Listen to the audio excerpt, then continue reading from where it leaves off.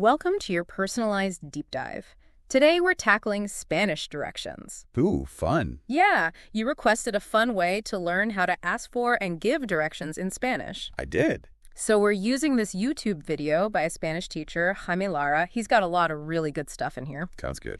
And get this, we're going to learn a very unique Spanish expression that basically means you are really lost. Okay.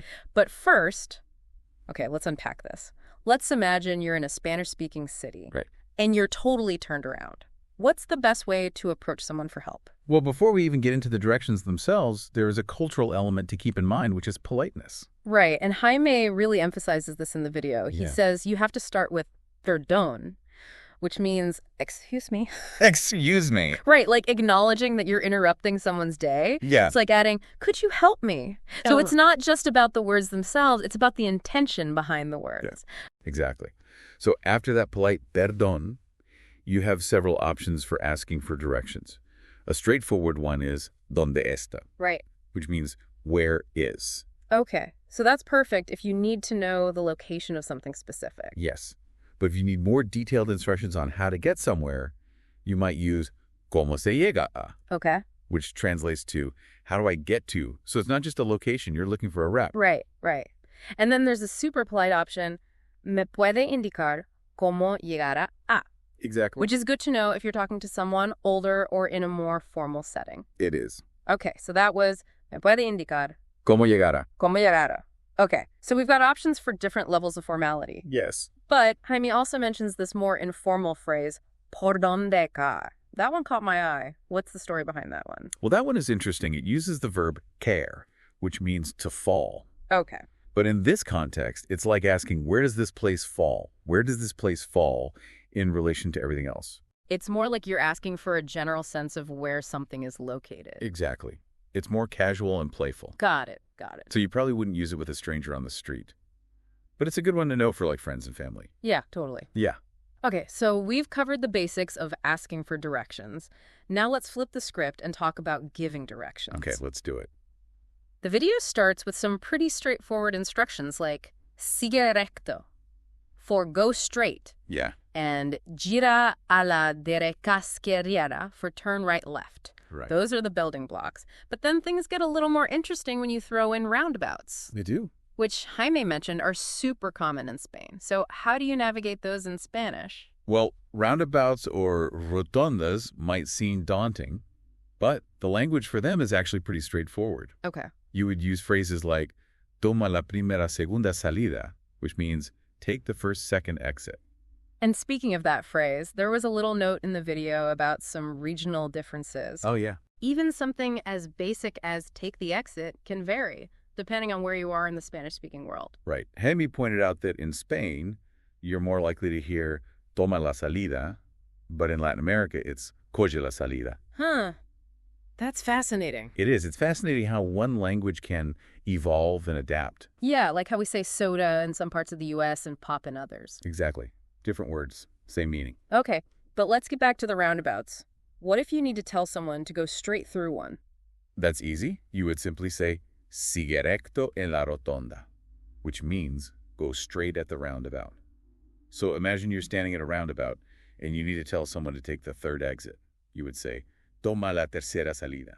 You see, not so intimidating after all. Okay, that makes sense. But honestly, even with street names, I get lost sometimes.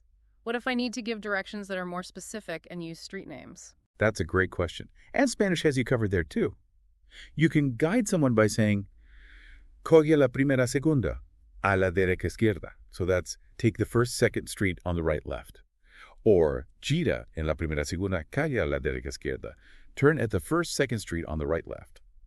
Okay, so those phrases are key for navigating those streets where every corner looks the same. Exactly. It's like having a verbal map. Right. And it shows how Spanish directions often focus on very clear and concise instructions. Yes. But then there was this one part of the video that made me really stop and think. It talked about going up or down a street, but not literally, right? Like he talked about using the verbs bajar, which means to go down, and subir, which means to go up. But it wasn't about actual hills or inclines. It's not, no. And that's what's so interesting about it. It's this unique aspect of Spanish directions that reflects a different way of thinking about streets. Huh. It's not about the physical slope, but the direction of the traffic flow or the way street numbers increase. So you could say go down a street, even if it's completely flat, just because that's the way the numbers go or the traffic flows. You got it. It's like a metaphorical up or down. It's a good example of how language can be both literal and figurative. It is. And Jamie gives this very helpful example. He says, baja la calle mayor hasta el semáforo. This means to go down calle mayor, even if it's level until you reach the traffic light. Okay. That example really helps clarify things. I can see how that would be super useful in a city where street numbers are a primary way of navigating. Yeah. It's like this built-in system for understanding direction. It is. It's fascinating. It is. And it really shows how something as simple as directions can be packed with these cultural nuances. Absolutely. Speaking of cultural nuances, I am dying to learn about that expression that Shamin mentioned, the one that means you are really lost. Of course. But first, let's put everything we've learned into practice. Okay. Jamie includes this really great scenario in his video involving an airport and a bakery. Ooh, a bakery. Are you ready to try it out? All right, I'm game. I think I'm ready for this bakery challenge. Excellent. So imagine you've just arrived at the airport in a Spanish-speaking city and you're craving something sweet. I can relate to that. Your mission, should you choose to accept it, is to find the nearest bakery using Himi's map. Sounds delicious. I'm already picturing those pastries. Okay, listener, let's do this together. Where do we start? Okay, so according to Himi's map, the first step is to exit the airport and sigue todo recto por la calle Serrano. That means to go straight on calle Serrano. Okay, so far so good. It's like we're walking out of the arrival terminal and following the main road. What's next? Then you'll coche la primera a la izquierda. Take the first left. And this is where all those directional phrases we learned are really going to come in handy. Okay, so we're turning left onto Avenida Andalucia, if I'm reading this map correctly. What's the best way to tell someone to continue down that street? You could say, sigue recto en la Avenida Andalucía, which means go straight on Avenida Andalucía. And it's important to be clear and concise, especially if the person you're giving directions to is unfamiliar with the area. Right. We don't want them wandering off in the wrong direction. Okay, so we're going straight on Avenida Andalucia. What's the next landmark we need to look out for? According to the map, you'll need to coge la primera a la derecha. Take the first right. That will lead you onto Calle Malaga. Calle Malaga. Okay, I'm marking that on my mental map. What do we do once we're on that street? Next, you'd instruct them to sigue recto por la calle Malaga, which means continue straight on calle Malaga. And this is where those basic directional phrases are so important. They really provide a framework for navigating the city. And Jaime emphasizes how important it is to not just rely on distances, but to use landmarks, right? Exactly. Like it's much more helpful to say, turn right at the bakery than turn right in 50 meters. Right. It gives people a visual reference point, Yeah. and it just makes the directions easier to follow. Yeah, it's like you're creating a story with your directions, using those landmarks as guideposts along the way. Okay, so we're continuing straight on Calle Malaga. Where does that lead us? You'll eventually reach Calle Soria, and this is where the bakery comes into play. Yeah. You'd say a mano izquierda en la Calle Soria. On the left side of Calle Soria, you'll find the bakery. Success. We made it to the bakery without getting lost. And we even practiced using a variety of directional phrases along the way. I'm feeling pretty proud of myself, and I bet our listener is too. It's a great feeling, isn't it? And it shows that with a little practice, anyone can give directions in Spanish. But, it's not just about memorizing the phrases. What I find fascinating is how this exercise highlights the Spanish language's emphasis on clarity and courtesy. Yeah. Remember how Jaime stressed the importance of starting with perdón? Yes. That simple word really goes a long way in setting a polite and respectful tone, even before you get into the actual directions. Exactly. It's a small gesture that speaks volumes about cultural values. Right. It's like saying, I value your time and I appreciate your help. Yeah. And on the flip side, when you're giving directions, the emphasis is on providing clear and concise instructions. Yeah. So the other person can easily understand and follow them. It's all about making the experience as smooth and pleasant as possible for both parties. Yes. But what about those times when you need to give more general guidance? Like, let's say someone is heading in the right direction, but they haven't quite reached their destination yet. How would you encourage them in Spanish? Oh, that's a great question. Spanish has got you covered there, too. You could say, vas bien, which means you're going the right way.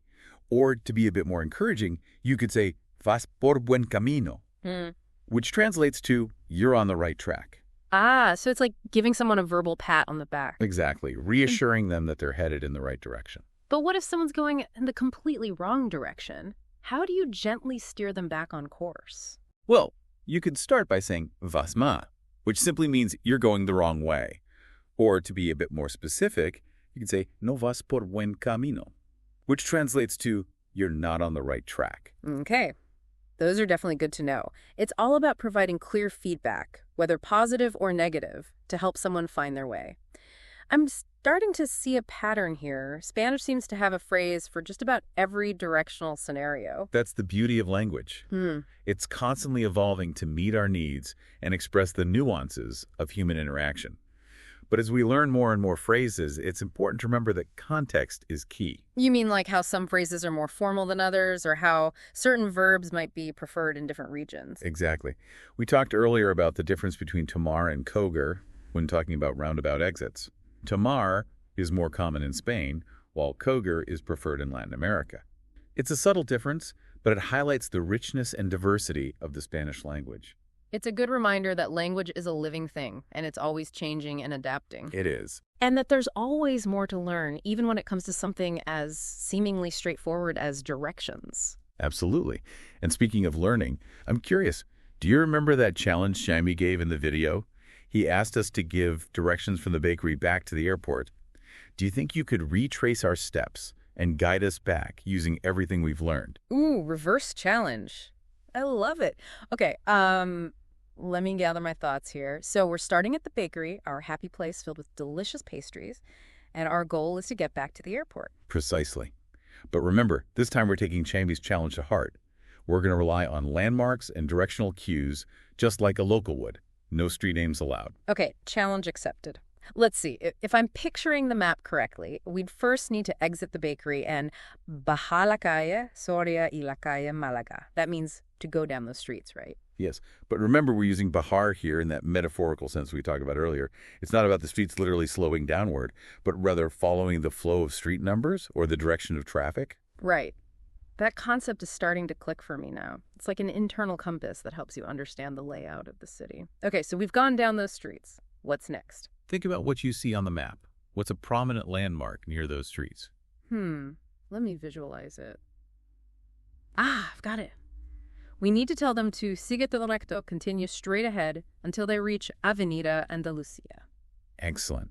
You're using your spatial awareness and those key landmarks to guide the way. It's just like Jaime emphasized in the video. Now for the tricky part. Okay. At the end of Calle Malaga, take the first left. That should put us back on Avenida Andalucía. Perfect. You're navigating those streets like a true local. Now, how would you tell someone to continue on Avenida Andalucía towards the airport without mentioning the street name? Let me think. Aha. I remember Jaime talking about how Spaniards often use prominent buildings or structures as reference points. So we could say something like, sigue todo recto por la avenida hasta que veas el gran edificio de que está a tu derecha. Continue straight on the avenue until you see the large glass building on your right. That's brilliant. You've picked up on a subtle but important aspect of Spanish directions. Using descriptive landmarks not only makes the directions more vivid, but it also shows a deeper understanding of the local environment. And if I remember correctly, the airport is just a short walk from that big glass building, right? So we could simply say, el aeropuerto está a pocos pasos de ahí, which means the airport is a short walk from there. Bravo. You've successfully guided us back to the airport using clear, concise directions and incorporating those cultural nuances we've discussed. I'm truly impressed. High five. It's amazing how much we've covered in this deep dive. We've gone from feeling like complete beginners to confidently navigating a Spanish-speaking city, all thanks to Jaime Lara's video and your expert guidance. It's a testament to the power of focused learning and the effectiveness of immersive experiences. And speaking of immersive experiences, remember that uniquely Spanish expression we were getting to learn, the one that means you're really lost. Oh, yeah. I almost forgot about that in all the excitement of our bakery adventure. I'm dying to know what it is. Well, drum roll, please. The expression is estar más perdido que el barco del arroz, which literally translates to be more lost than the rice boat. The rice boat. That's amazing. It paints such a vivid picture in my mind. It's like you're saying you're so lost, you're adrift at sea with a boat full of rice. No compass, no map, just rice as far as the eye can see. It's a wonderfully quirky and memorable expression, isn't it? And it perfectly captures that feeling of utter disorientation. Mm-hmm. But even if you do find yourself feeling like that proverbial rice boat, at least you now have the tools and the confidence to ask for directions and find your way back. Exactly. And we've also gained a deeper appreciation for the Spanish language and culture along the way. It's been such an enriching experience. But I'm curious, now that we've mastered the basics, where do we go from here? What are some other aspects of Spanish directions that we could explore? That's a great question. I think the possibilities are endless. We could delve deeper into regional variations in vocabulary and pronunciation, explore how to give directions using public transportation, or even learn how to describe different types of terrain and landscapes. Ooh, I love that. Imagine being able to describe a winding mountain road or a bustling city square using vivid Spanish vocabulary. It would be like bringing your travel experiences to life through language. Precisely. And who knows, maybe one day we'll even get to experience those places firsthand and put our newfound knowledge to the test. But for now, I think we've given our listener a fantastic foundation in Spanish directions. They're well on their way to navigating the Spanish-speaking world with confidence and ease. Absolutely. So to our listener who has been on this journey with us, we say felicidades. Congratulations. You've taken a deep dive into Spanish directions and come out on the other side with a wealth of knowledge and a newfound appreciation for the beauty and complexity of language. And remember, the best way to truly master any language is to use it. So don't be shy. Strike up conversations, ask for directions, and embrace the adventure of exploring the Spanish-speaking world. And if you ever do find yourself feeling a bit lost, just remember that you're in good company. Even the most seasoned travelers can sometimes feel más perdido que el barco del arroz. But with a little practice, a sense of humor, and the knowledge you've gained from this deep dive, you'll be navigating those Spanish streets like a pro in no time. Until next time, happy exploring. Adiós!